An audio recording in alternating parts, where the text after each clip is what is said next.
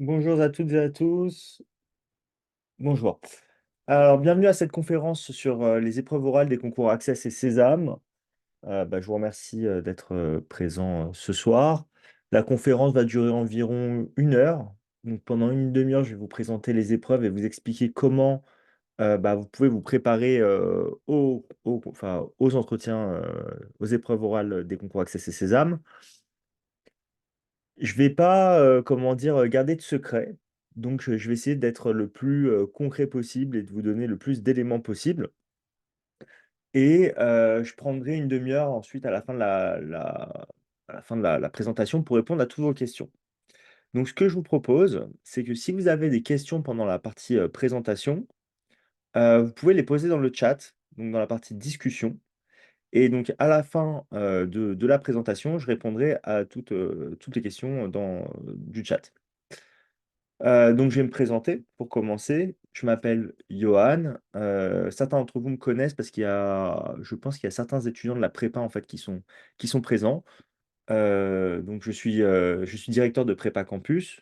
J'ai fait cette conférence il y a quelques jours pour les étudiants, de ma prépa et ceux qui étaient absents, ils ont la possibilité de rattraper notamment, la conférence aujourd'hui. J'ai été jury d'admission à l'ESSEC, mais plutôt pour le programme grande école que pour, le BBA et je suis enseignant de stratégie aussi à l'université Paris-Dauphine. Enfin, j'ai été enseignant de stratégie pendant les 3 dernières années. Je n'ai pas fait le cours cette année, j'ai pas eu le temps, mais je vais peut-être reprendre l'année prochaine d'ailleurs. Donc si vous avez même des petites questions sur l'université Paris-Dauphine, parce que je sais que ça peut en intéresser certains d'entre vous, n'hésitez pas à me poser des questions, je suis bien renseigné aussi dessus, il y a aucun problème. Ça peut en intéresser beaucoup d'entre vous. Donc on va débuter tout de suite.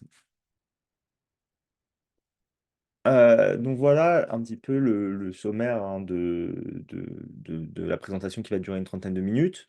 On va commencer avec les informations pratiques, hein, donc le calendrier des épreuves, la présentation des épreuves orales et après on rentrera un petit peu dans le détail pour, l'oral d'anglais, puis après on passera à l'entretien de motivation, qui est la partie la plus importante, des épreuves orales et je vous expliquerai, voilà, quelle est la méthodologie qu'on utilise pour préparer nos étudiants. Mais je vais rentrer un petit peu dans le détail de la méthodologie pour que, ça puisse vous donner quand même des clés de ce qu'il faut préparer pour un entretien. Et donc ensuite, je répondrai à vos questions. Donc voilà un petit peu le calendrier à avoir en tête. Donc la première chose, c'est que, les épreuves écrites d'Access et de Sésame, ça va être le 11 avril et le 15 avril. Mais, dès le 8 avril, il y aura la publication des grands admissibles au concours Access. Ce qui fait que moi, ce que je recommande, aux étudiants alors attendez une seconde, je vois, il y a un petit message. Ouais, voilà, parfait. Donc, du coup, ce que je vous disais, c'est que certains d'entre vous sauront déjà qu'ils sont admissibles aux entretiens dès le 8 avril et moi, ce que je vous recommande quand vous prépo c'est de préparer, vos épreuves orales après avoir passé vos épreuves écrites. Donc soit à partir du 9 avril si jamais vous êtes un grand admissible, soit et que vous préparez que Access, soit le 12 avril si vous faites que Access et que vous avez fait les épreuves écrites, soit à partir du 16 avril si vous avez passé Sésame, si vous passez Sésame. Avant, concentrez-vous sur les épreuves écrites parce que, c'est là où va se jouer le plus gros filtre et ensuite, on aura quand même le temps de se mettre à la préparation des épreuves orales. Donc les résultats d'admissibilité, ça va être le 22 avril pour Access, le 26 avril pour Sésame et les épreuves orales vont débuter dès le 29 avril. Ça va se terminer le 15 mai pour, Access, le 18 mai pour Sésame. Donc si vous attendez, en fait, d'avoir vos résultats d'admissibilité, pardon, pour vous préparer aux oraux, c'est tard, OK? Ça vous laisse très peu de temps, ça vous laisse une semaine, ça vous laisse une dizaine de jours, mais mon conseil, c'est commencer dès que vous avez passé les épreuves écrites. Il faut au moins 2 semaines pour bien se préparer aux oraux, je pense. Si vous vous préparez aux oraux, heu, avec n'importe quel organisme, donc le mien ou un autre, c'est pas le problème, ou même par vous-même, c'est pas grave si vous êtes pas prêt, le 29 avril. Parce qu'en fait, vous pouvez commencer à passer vos oraux à partir du 29 avril, mais rien ne vous empêche de passer les écoles qui vous intéressent, à partir du 3 mai ou du 4 mai. Dans les faits, vous n'allez pas avoir non plus un choix illimité de dates pour choisir, vos épreuves, enfin quand est-ce que vous allez passer vos épreuves orales. Je vous explique comment ça va se passer concrètement. Le jour des résultats, donc le 22 avril pour Access et le 26 avril pour Sésame, vous allez vous connecter à votre espace personnel Access ou Sésame. C'est là où vous allez avoir vos résultats. Ce n'est pas sur Parcoursup. Et ensuite, vous aurez la possibilité de prendre vos dates pour vos épreuves orales. Donc, de prendre vos rendez-vous. La plupart des entretiens se passent en présentiel, donc dans la grande majorité des écoles, et parfois, vous avez aussi la possibilité de le passer à distance. Si vous êtes dans les dom-toms ou à l'étranger, vous pouvez passer tous vos entretiens à distance, c'est pas un problème. Et donc, ce que je vous disais, c'est que quand vous allez choisir vos dates, vous n'aurez pas vous aurez pas un choix non plus qui est illimité.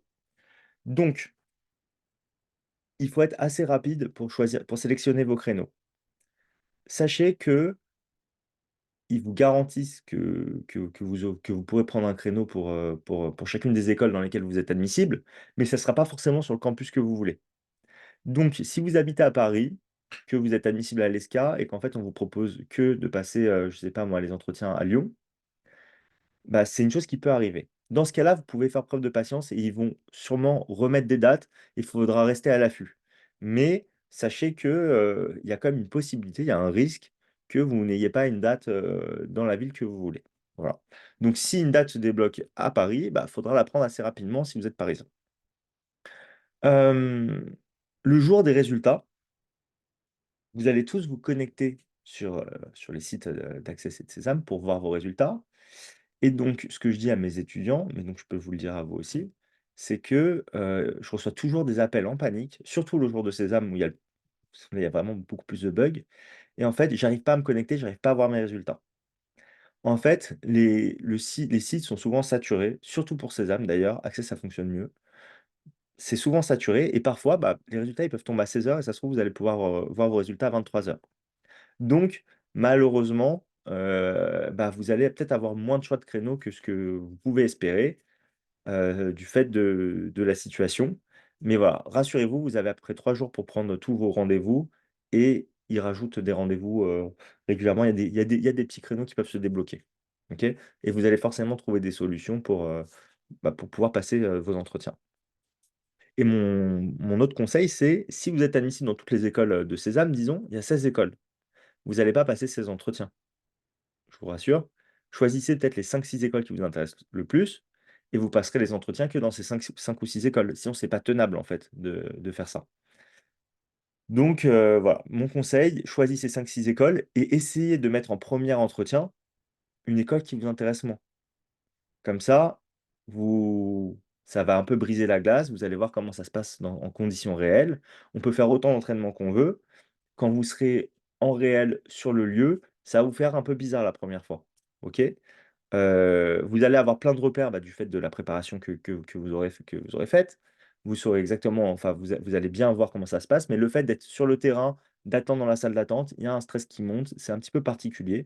Vous le faites une fois dans une école qui vous intéresse un peu moins et après vous serez rodé entre tout ce que vous aurez préparé et le fait de connaître la situation. Ensuite, quand c'est la troisième école que vous passez ou quatrième école que vous passez, vous avez l'impression que vous avez fait ça toute votre vie et que vous savez exactement comment ça va se dérouler. Vous êtes familier en fait avec un petit peu le protocole qu'il y a autour, des entretiens. Donc voilà, c'est les petits conseils que je vous donne et donc le 30 mai, vous aurez, les résultats. Donc, quand vous allez passer les épreuves, des concours, vous n'allez pas tout le temps avoir exactement les mêmes épreuves orales. Donc vous allez tout le temps avoir un entretien de personnalité, enfin oui, tout le temps pour toutes les écoles et ça va durer entre 20 et 45 minutes selon les écoles. C'est toujours l'épreuve la plus importante. Heu Dans toutes les écoles, donc l'épreuve est présente et ça peut avoir un format particulier dans certaines écoles. Donc je pense que l'école qui a le format le plus spécial, c'est, le Bibillet de l'EM Lyon, où ils ont ce qu'ils appellent l'épreuve signature, où vous allez avoir une épreuve qui est collective de créativité et après vous allez avoir une petite partie entretien individuel. OK?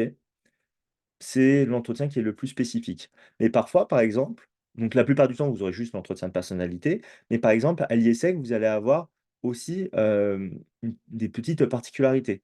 Donc par exemple, en plus de votre entretien individuel qui va durer 45 minutes, enfin pendant votre entretien individuel, pardon, qui va durer 45 minutes, il y a une partie qu'ils appellent l'agilité culturelle.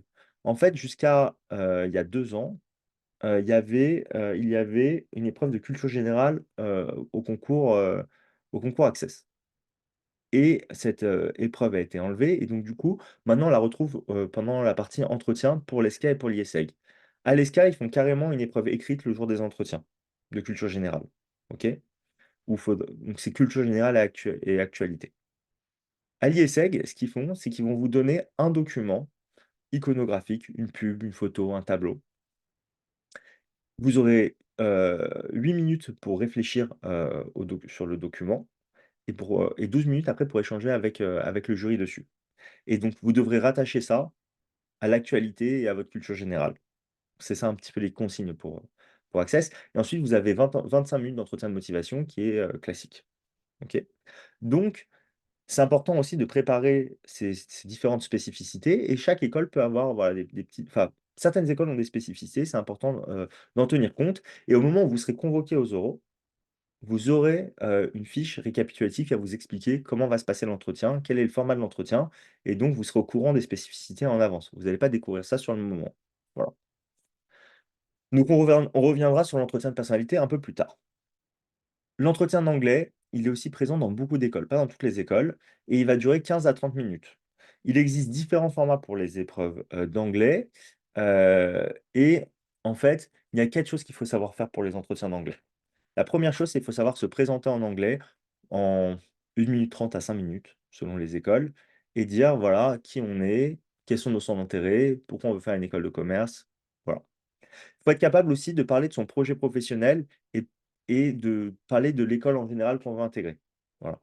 Donc ça, c'est une deuxième chose. Être capable de parler de son projet professionnel, l'école qu'on va intégrer et parler des spécificités des écoles où on est. La troisième chose, c'est que dans beaucoup d'écoles, enfin dans certaines écoles du moins, on va vous demander de parler d'actualité ou, enfin dans certaines écoles, voilà. Vous allez devoir parler d'actualité, hem, soit vous allez choisir l'actualité, enfin de laquelle vous allez parler, soit vous aurez un texte sur un sujet d'actualité, soit par exemple pour l'ESCA, ils vous donnent carrément 6 thèmes en fait à préparer. Vous les recevrez au moment où vous serez admissible aux oraux et vous devrez vous documenter sur ces thèmes-là pour pouvoir en parler en anglais au moment de l'entretien et le jour de l'entretien, ils vont tirer un sujet, au hasard, un de ces 6 sujets et vous allez débattre dessus avec les membres du jury. Ils vous demandent pas d'apprendre quoi que ce soit par cœur. Au contraire, c'est même mal vu d'apprendre quelque chose par cœur. Il faut que ça soit naturel. Ils vous demandent de vous être renseigné sur le sujet, en fait, et d'être capable d'en discuter et d'avoir du répondant en fonction, bah, de comment va évoluer le débat avec le jury. Et la dernière chose qu'il faut savoir faire aussi, c'est commenter des textes ou des images, hem, ou des vidéos. Donc dans certaines écoles, on va vous donner une vidéo de 2 minutes et après vous allez discuter de la vidéo et ensuite, bah, vous allez peut-être parler de, votre projet professionnel et cetera. Ou alors on va vous donner un document, on va vous demander donner 10 minutes de préparation ou 20 minutes de préparation. Vous allez, dire ce que vous avez pensé du document. Donc il faut être capable de faire un plan, capable d'en parler, du coup en anglais. Ensuite, vous allez échanger sur le document avec les membres du jury, puis vous allez, donc, pardon, voilà, parler après, devoir vous présenter ou parler de donc voilà. Ça, c'est le format pour les entretiens d'anglais. L'entretien d'anglais est moins important que l'entretien de personnalité dans toutes les écoles. Le seul moment où l'entretien d'anglais est vraiment très, très important, en fait, c'est quand vous voulez faire un track anglophone et parfois ça peut vous exclure du track si vous n'avez pas une note minimum, OK? Donc voilà, mais si vous voulez faire un track en anglais, bah, normalement vous devez être à l'aise en anglais. C'est une question de bon sens. Voilà et enfin, dans certaines écoles, vous avez, des entretiens collectifs. Pour les entretiens collectifs, vous avez, hem, je dirais 2 types d'entretiens collectifs. Premier type, c'est, un entretien un petit peu «créatif» entre guillemets, où vous allez être une équipe de 4 ou 5 et on va vous dire, voilà, je sais pas, vous avez un budget de, 50 000 € pour refaire, la bibliothèque de l'école, qu'est-ce que vous faites? Et en fait, vous avez le droit d'utiliser, votre ordinateur, votre téléphone, ce que vous voulez pour, travailler. Mais en fait, ce qu'ils vont surtout, regarder, ils vont vous regarder, en fait, travailler en équipe. À la fin, vous aurez un petit rendu.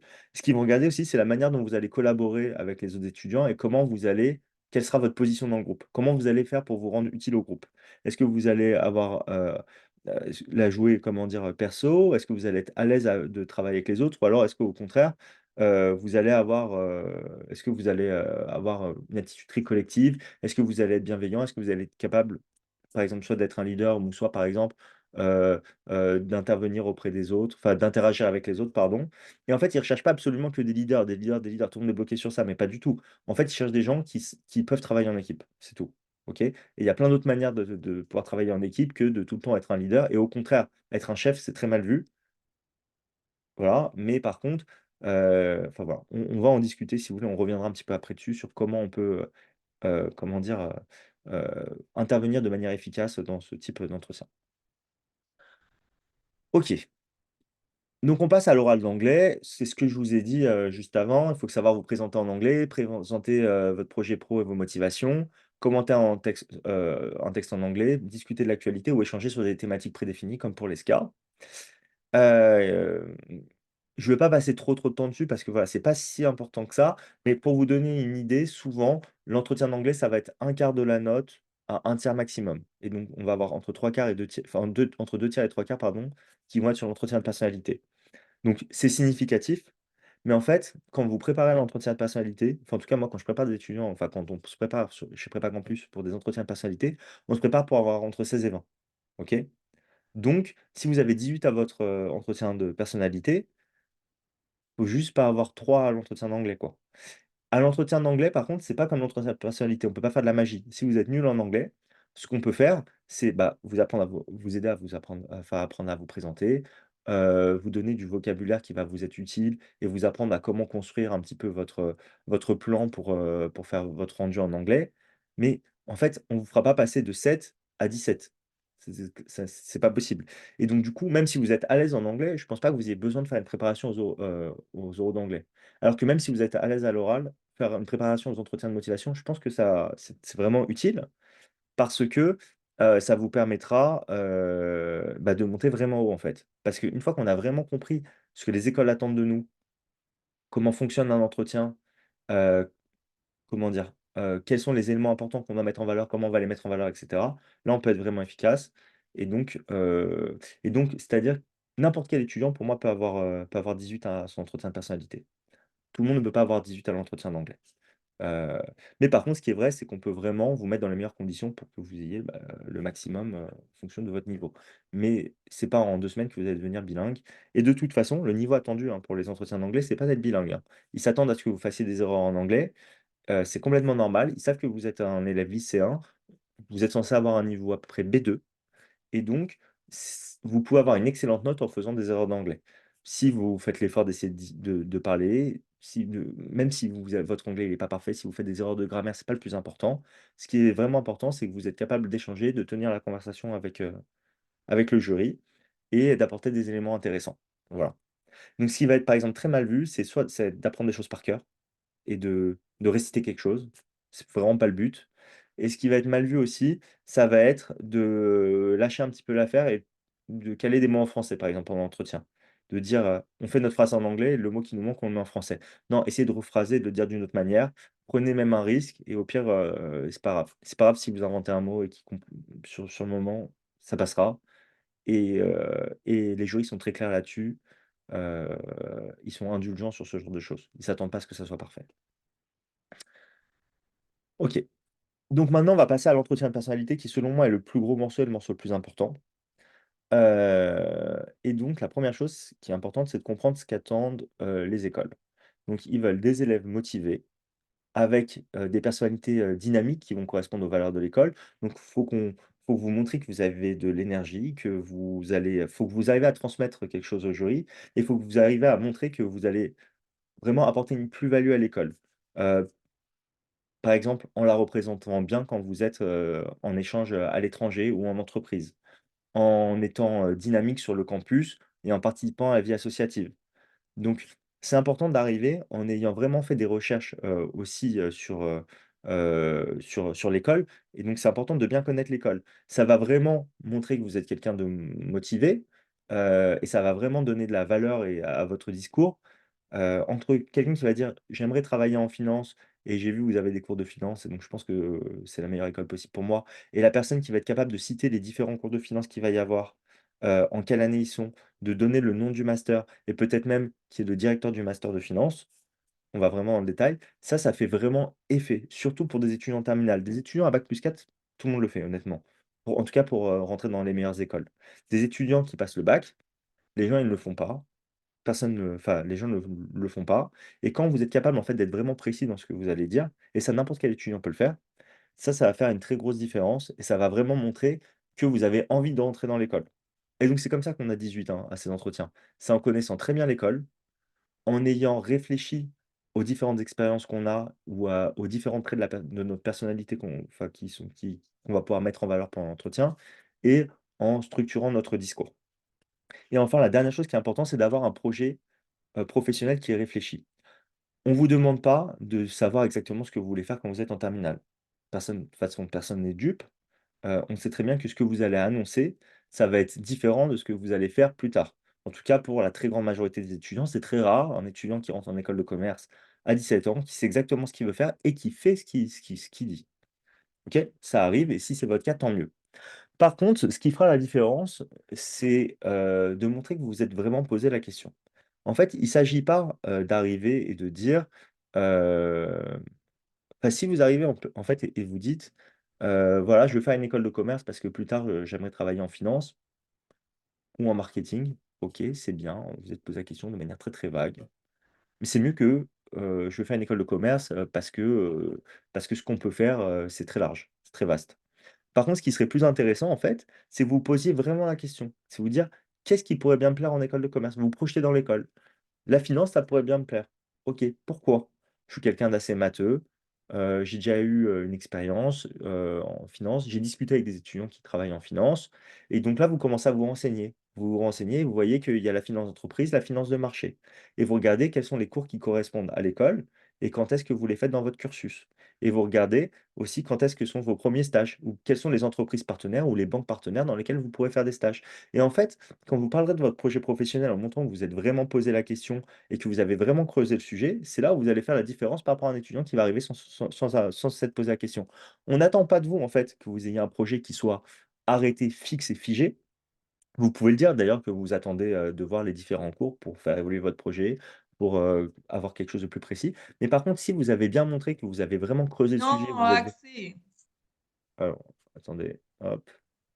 Si vous arrivez en fait à montrer que vous avez, vraiment creusé le sujet, que vous êtes posé la question, que vous avez fait vos recherches et bah, là, du coup, tout d'un coup, ça va être beaucoup plus, comment dire? Impactant et ça va être, et ça va vraiment montrer au jury que vous avez votre place en fait, dans l'école.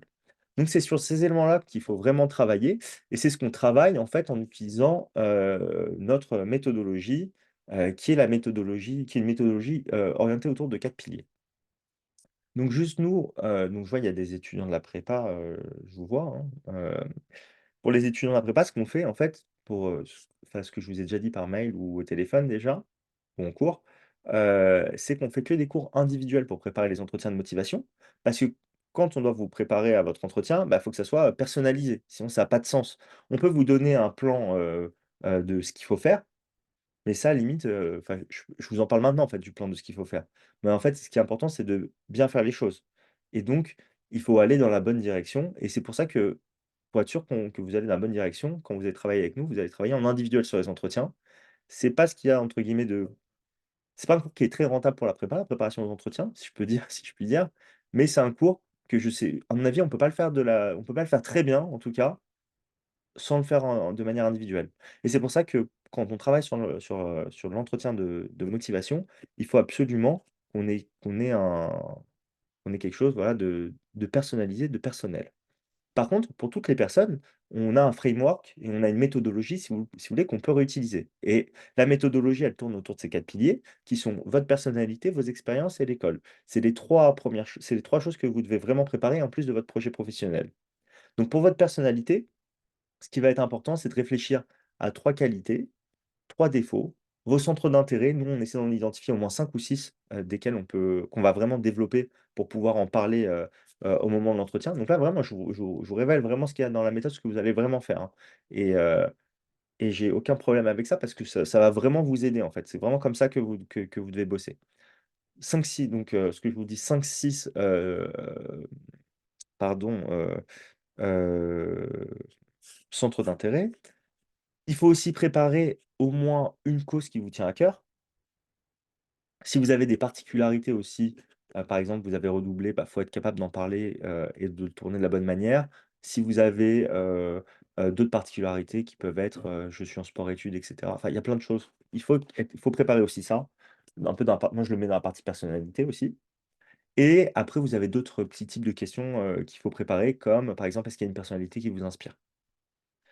Ou par exemple, vos valeurs, on peut vous demander aussi. Ensuite, il y a la partie vraiment expérience aussi à développer. Dans la partie expérience, je mets les expériences professionnelles. Alors, Zoom, il prend l'initiative tout seul de bref, OK, de rajouter ça sur ma caméra. Je fais quelque chose parfois, je fais un mouvement avec mes élèves, parfois ça fait tomber des ballons. Ça me tue ma crédibilité, mais c'est pas grave. Ça fait rigoler tout le monde. Je sais plus c'est quoi le mouvement, bref. OK, bon, ça m'amuse aussi. Donc il y a, dans les expériences pro quand on est en terminale, le babysitting ça compte, le stage de troisième ou de seconde ça compte, OK? La manière dont vous allez en parler, c'est ça qui va être important, OK? Et donc souvent les étudiants, ils ont du mal à bien parler du premier coup, mais justement on est là pour les guider, leur montrer exactement comment ils doivent travailler ça. Et si vous avez aussi eu des expériences associatives, faut en parler. Et si vous avez développé des projets personnels, il faut aussi en parler dans la partie expérience. Donc projet personnel, c'est par exemple, j'ai monté une pièce de théâtre. C'est, j'ai essayé de monter ma boîte, bon ça c'est vraiment un truc, où je fais, par exemple, du dropshipping, il y a certains étudiants qui font ça. Ou alors ça va être des trucs, tout bêtes, hein, comme, je vous dis un truc complètement idiot, mais par exemple, heu j'ai monté mon vélo tout seul, je bricole, je bricole, ça pourrait aller dans la santé à la limite. Ou ça va être par exemple, je sais pas moi, j'ai fait une ville en Lego quoi. Enfin, je dis n'importe quoi, mais c'est le genre de trucs, bah, qui peuvent être super intéressants et qui sont pas forcément, professionnels. Moi, dans les expériences, je mets aussi, les sports, qu'on pratique et les voyages, marquants que vous avez faits, c'est important de penser à la partie voyage. Et enfin, vous avez une troisième partie, l'école. Pour l'école, il faut connaître les masters, les cursus, les cours, évidemment, les échanges que vous pouvez faire, hem, ou les doubles diplômes d'ailleurs qu'il y a dans l'école, les entreprises partenaires.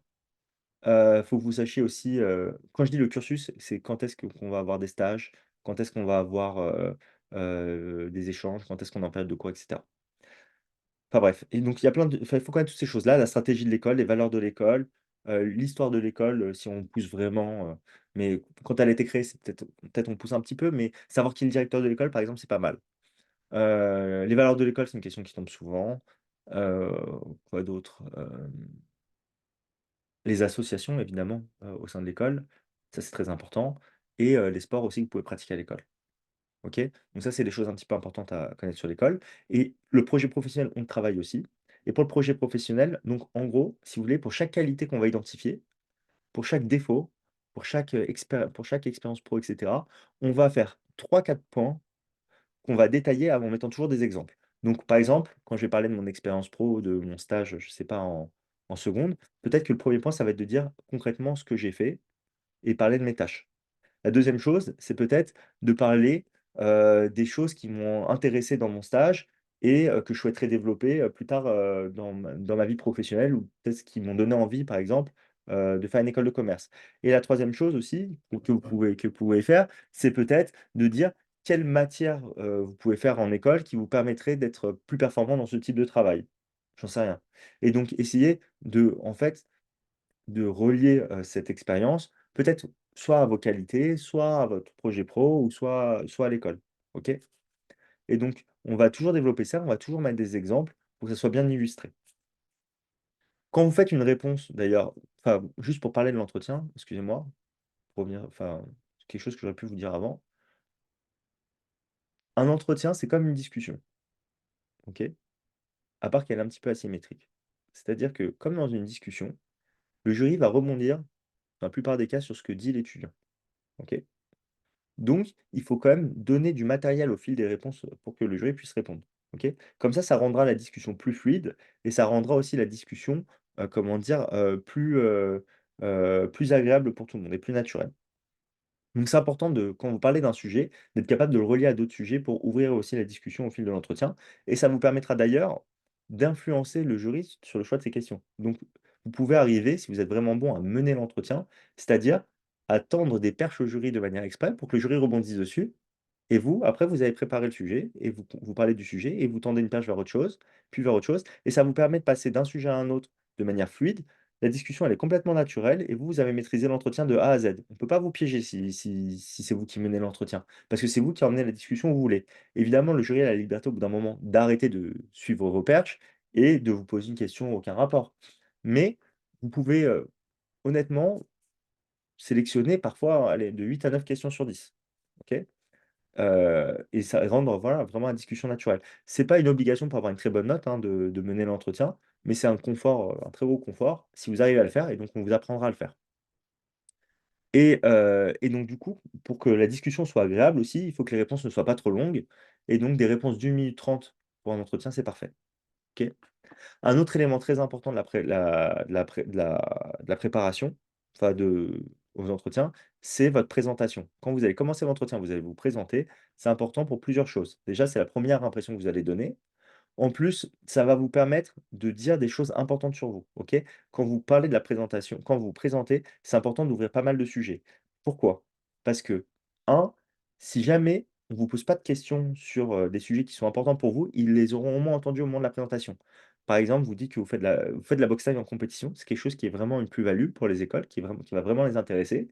Par contre, la discussion ne si vous n'avez pas de chance, la discussion pourrait ne jamais arriver jusqu'à la compétition, la boxe thaï en compétition, pardon. Donc si vous l'avez mentionné au moins au moment de la présentation, beh, ils l'auront entendu au moins une fois, les membres du jury. Donc les choses importantes, il faut les dire dans la présentation. La deuxième chose, c'est que quand on est dans la discussion et qu'on tourne un petit peu en rond, bah, le jury il va vouloir ouvrir la discussion. Et ce qu'il va faire souvent, c'est qu'il va se rappeler de ce que vous avez dit au moment de votre présentation. Il va ouvrir des sujets en fonction de ce que vous avez dit. Vous m'avez dit dans la présentation que vous faites de la boxe thaï en compétition. Est-ce que vous pouvez m'en parler, s'il vous plaît? Et donc, du coup, ils vont changer de sujet en rebondissant sur quelque chose que vous avez dit en présentation. Donc, la présentation est aussi très importante et c'est évidemment quelque chose qu'on travaille. Et donc, quand on se prépare avec nos étudiants, pour Prépa Campus, la préparation complète, elle se fait en 5 séances. La séance 1, c'est la séance où on va identifier avec l'étudiant, alors c'est le prof qui écrit tout, hein. Le prof qui écrit tout et qui va poser des questions à l'étudiant et il va faire le squelette un petit peu de sa présentation, le squelette pardon, de tout ce qu'il a préparé, pardon, lors de la séance 1. Il va identifier avec l'étudiant quelles sont les qualités, quelles sont ses 3 qualités, quels sont ses 3 défauts, quels sont les centres d'intérêt desquels on va parler et cetera. Il va tout identifier.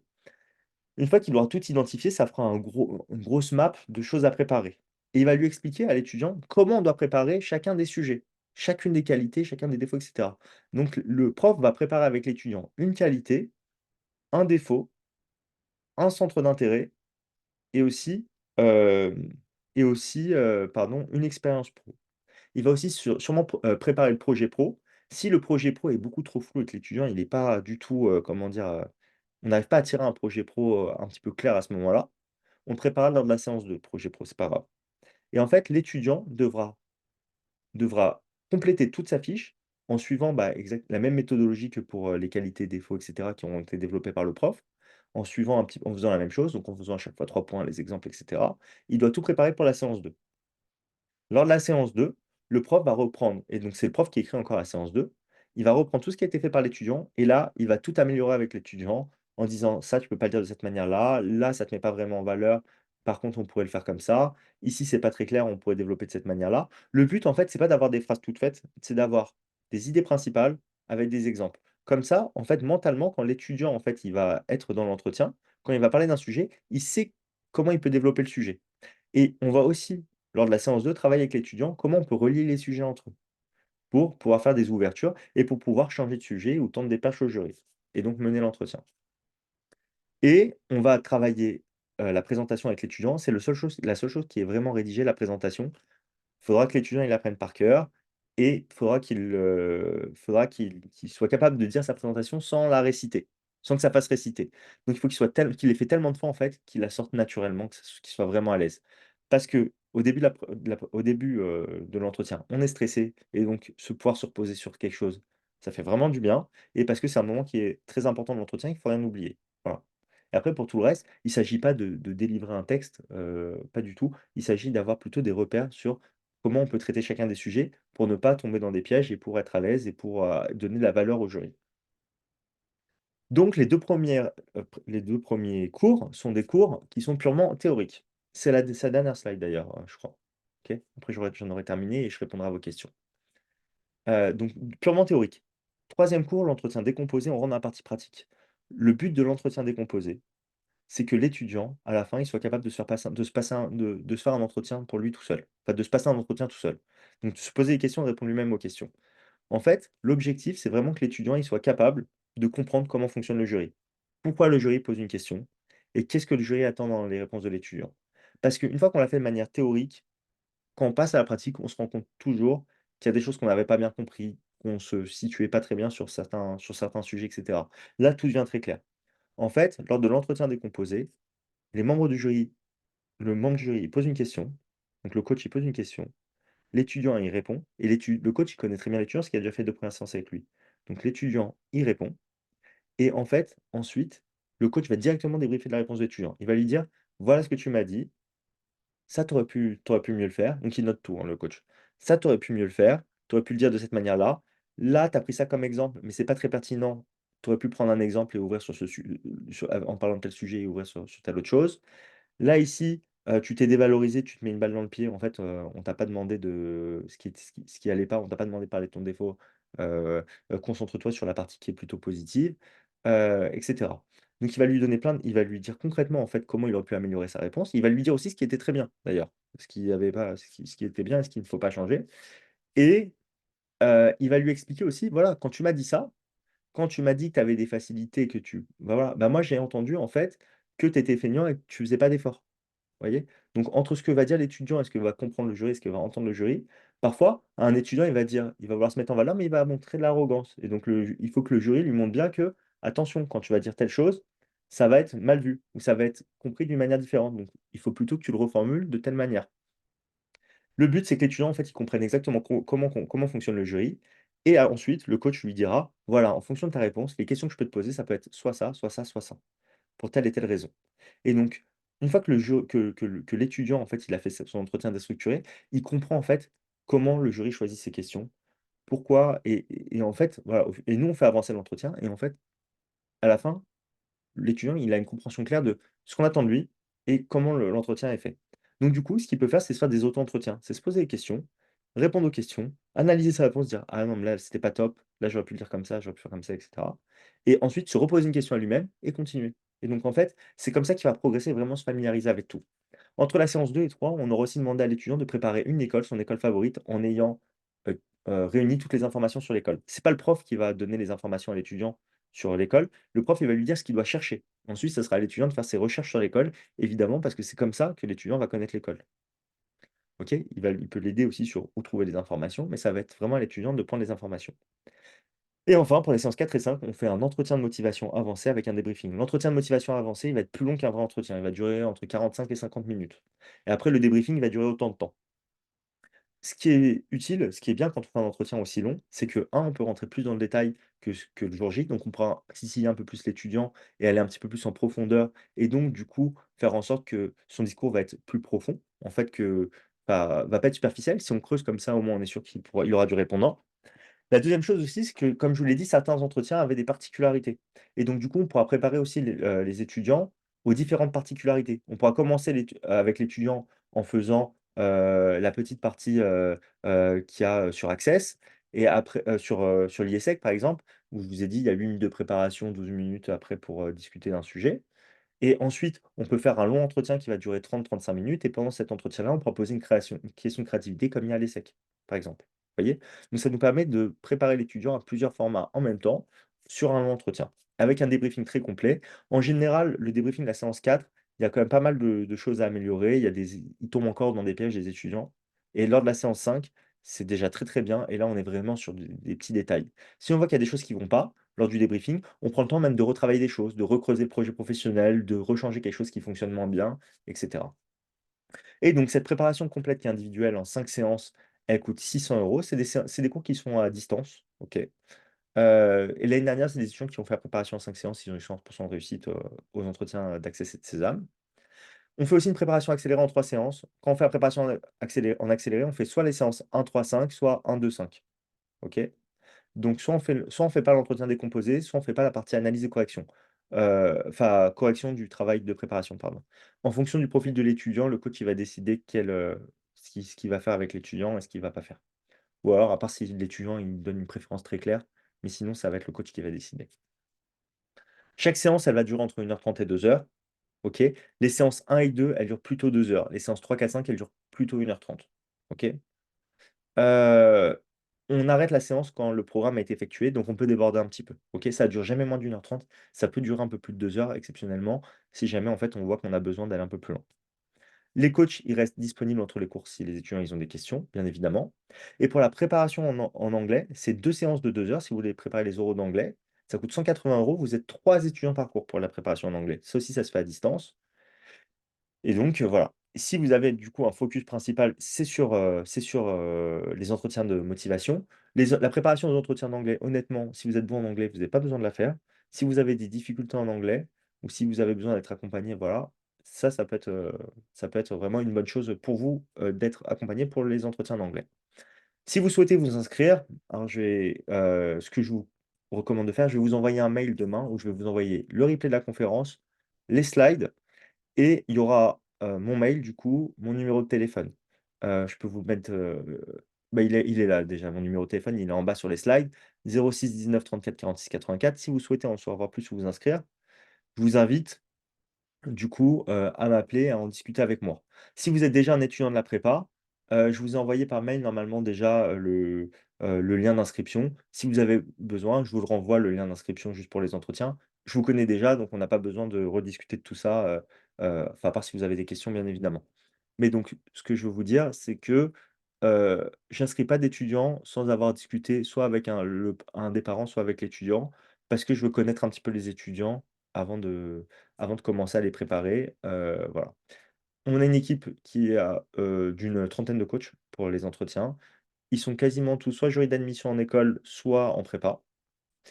Heu et on n'a pas place illimitée, OK? Donc il y a priorité sur les étudiants de la prépa. Tous les étudiants de la prépa, on vous garantit une place si vous inscrivez avant le 16 avril, enfin jusqu'au 16 avril et si vous inscrivez après, on essaiera quand même toujours de s'arranger pour que vous ayez une place.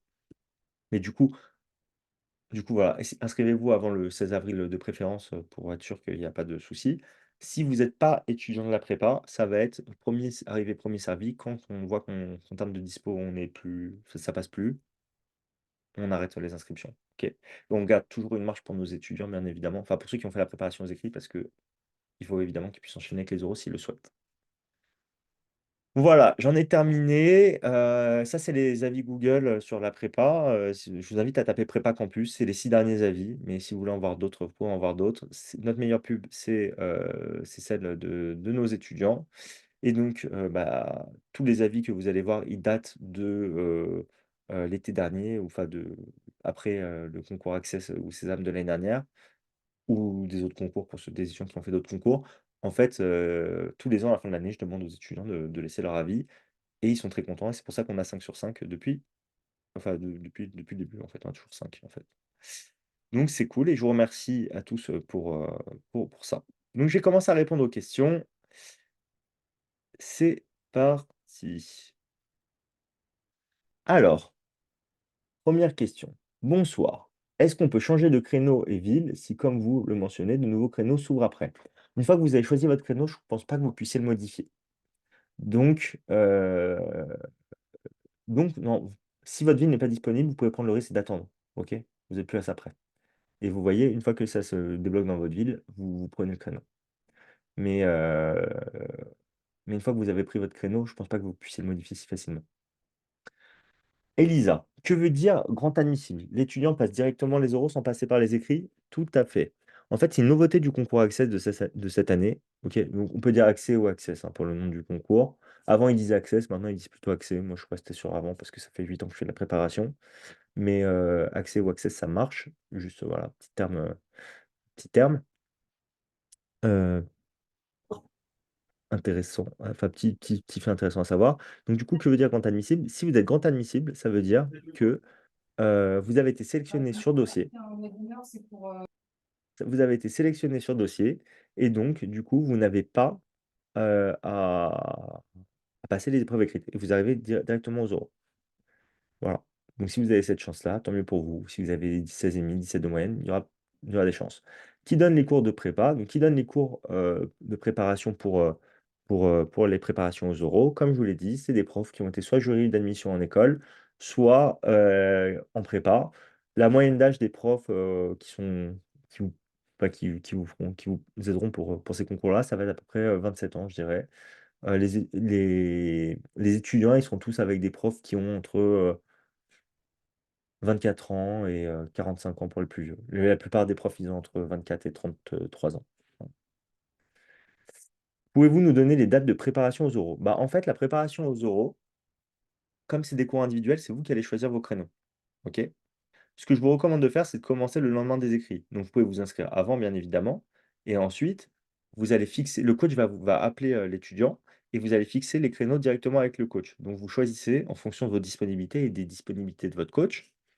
Et pour l'anglais, c'est avec moi que vous allez choisir, vu que vous êtes 3 parcours, c'est un petit peu différent. Donc en fait, si vous inscrivez aux entretiens en anglais, je vais vous envoyer un lien pour prendre rendez-vous avec moi et ensuite vous choisirez votre créneau en fonction de ce que je vous propose pour l'anglais.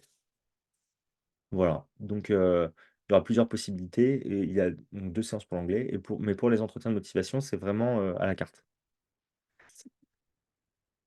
Alors, est-ce fréquent de réussir les écrits Sésame et de ne pas être reçu dans aucune école après les oraux?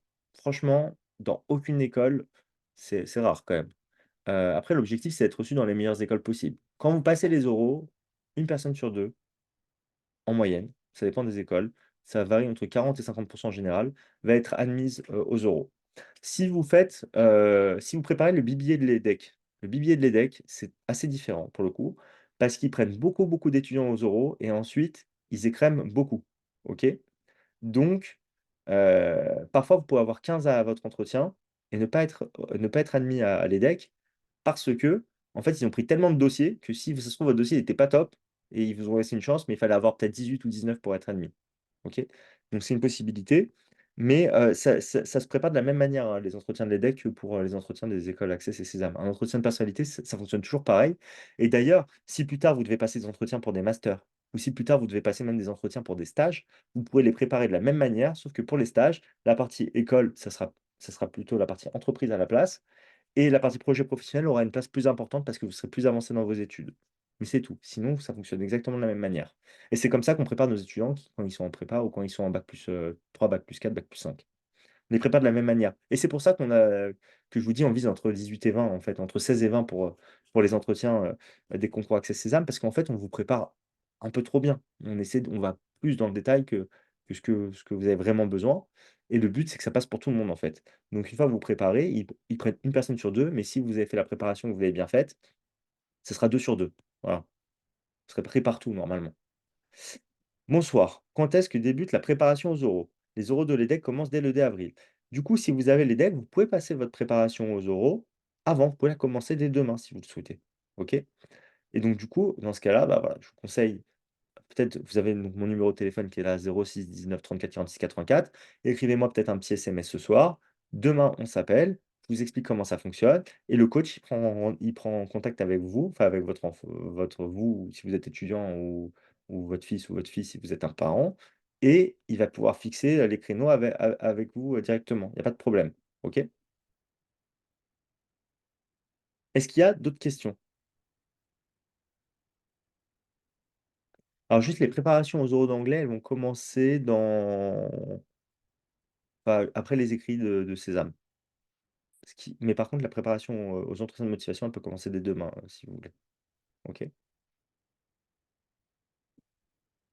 Alors si vous avez d'autres questions, c'est le moment de les poser. Voilà, vous pouvez les poser. Alors, ce que je peux peut-être faire, heu, ça c'est je vais faire voilà, je vais juste mettre le lien d'inscription, pour les étudiants qui font déjà partie de la prépa. OK? Je vais le mettre dans la discussion comme ça, si vous posez la question, vous avez pas besoin de me le redemander. Je vous l'ai déjà envoyé, mais Au moins, vous l'aurez sous le nez. Euh, Alors, attendez, faut que je le retrouve. Euh, ch- ch-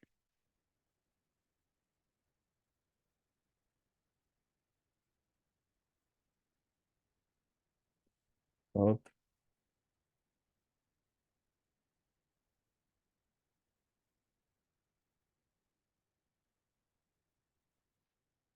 voilà, il est là. Voilà, donc si vous faites déjà partie de la prépa, vous voulez vous inscrire pour vos euros, c'est ici que vous devez le faire. Hop. Alors, il y a d'autres questions. Parfait. Bonsoir, pour l'IESEG, si on est accepté à Lille, peut-on passer l'entretien sur Paris? Oui, vous pouvez. Et justement, enfin, le campus que vous allez choisir en fait pour passer les entretiens n'aura pas d'effet sur là où vous serez affecté. En fait, c'est vous qui allez choisir où vous allez à la fin. Et il est possible que vous soyez admis sur le campus de Lille, mais pas sur le campus de Paris. OK? Ou vice-versa. Parce que en fonction de votre moyenne, peut-être qu'elle sera insuffisante pour un campus, mais elle sera OK pour l'autre. OK? Donc vous allez pas, vous aurez peut-être le choix de votre campus ou peut-être vous n'aurez pas le choix. Par contre, pour passer les entretiens, vous pouvez le passer n'importe où, ça ne changera rien. Une question. Comment allier la préparation au bac et la préparation aux écoles de commerce? Une très bonne question. Donc déjà, j'espère que vous avez déjà bien avancé votre préparation aux écoles de commerce. D'ailleurs, si vous avez besoin de... Alors, j'avais fermé les inscriptions, mais bon. En tout cas, bon, voilà. Pour ceux qui le souhaitent, on pourra en discuter. Je ne vous promets pas qu'on pourra faire l'inscription. Mais en tout cas, on organise un week-end de révision Access et un week-end de révision Sésame. Donc, week-end de révision Access ce week-end, donc avant le concours Access, week-end de révision Sésame le week-end d'après. Et en fait, oui, ça va vous prendre du temps, mais en fait, ça doit être votre priorité, les concours pour, pendant voilà, les quelques semaines qui vont arriver. Et ça ne vous empêche pas de travailler du coup pour le bac. C'est juste que bah, vous allez travailler plus et vous allez surtout travailler un petit peu moins votre bac pendant quelques semaines. Les lycées sont au courant que ces concours ont lieu. Les notes ne comptent pas pour Parcoursup. Par contre, voilà, ça sera une fois que dès que les concours vont être passés, en fait, vous aurez du temps entre la fin des concours et le bac, hein. Parce que les entretiens, ça finit le 15 mai, mais en réalité, votre préparation aux entretiens, elle aura terminé début mai. Et ensuite, bah, vous aurez de temps en temps à vous déplacer pour des entretiens, mais pas plus. OK? Alors, et vous précisez, votre fille est en seconde et s'y intéresse déjà. Alors, dans ce cas-là, c'est bien de préciser. En fait, le mieux, c'est de commencer sa préparation le plus tôt possible. Nous, on commence les préparations à la Toussaint. Et en fait, ce qu'on fait, c'est qu'on fait des cours hebdomadaires pendant.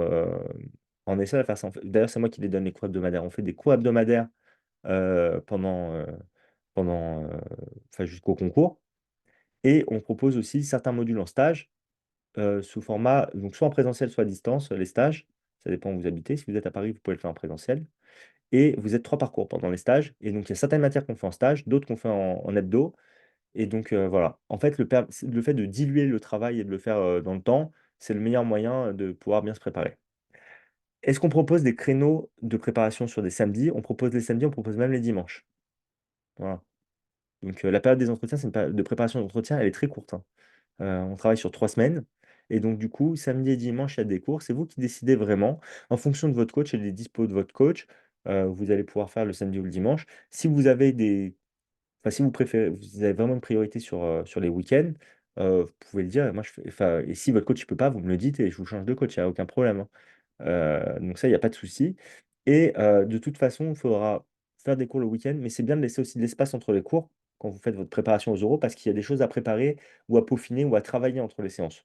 Alors, c'est pas que ça va vous prendre énormément de temps, ça peut vous prendre un petit peu de temps quand même, bien évidemment, mais il faut aussi digérer les informations et il faut être capable de s'entraîner un petit peu tout seul entre les séances, et voilà. Donc, dans l'idéal, on n'enseigne pas, pardon, on n'enchaîne pas les cours un par un. Voilà. Et donc, si vous habitez sur Marseille, il y a 65% des étudiants de la prépa qui ne sont pas en région parisienne et qui font tout à distance. Et parmi ces 65%, il y en a une toute petite partie qui décide de venir pendant les vacances scolaires pour faire des cours en présentiel sur une semaine, qui se déplacent. Sinon, franchement, ça ne change rien vu que vous êtes que trois parcours. Tout est adapté, tout est digital. Donc, il y a aucun problème. Voilà. Et les cours hebdo, ils sont que à distance de toute façon.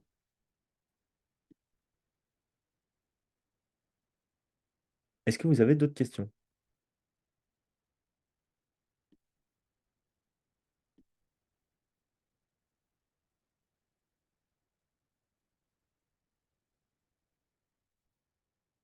Eh ben, de rien. Voilà. Bah, écoutez, c'était un plaisir. Si vous avez d'autres questions qui vous viennent, de toute façon, encore une fois, vous avez mon numéro de téléphone. Vous avez reçu des mails de ma part où je vais vous en envoyer un demain avec le replay. Bah, vous pouvez me les poser, je vous réponds et je vous le dis, il n'y a aucun problème. Que vous soyez de la prépa ou pas de la prépa, je réponds à tout le monde, hein, il n'y a pas de problème.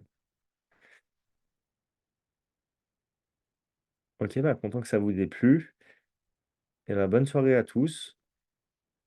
Je vais arrêter l'enregistrement.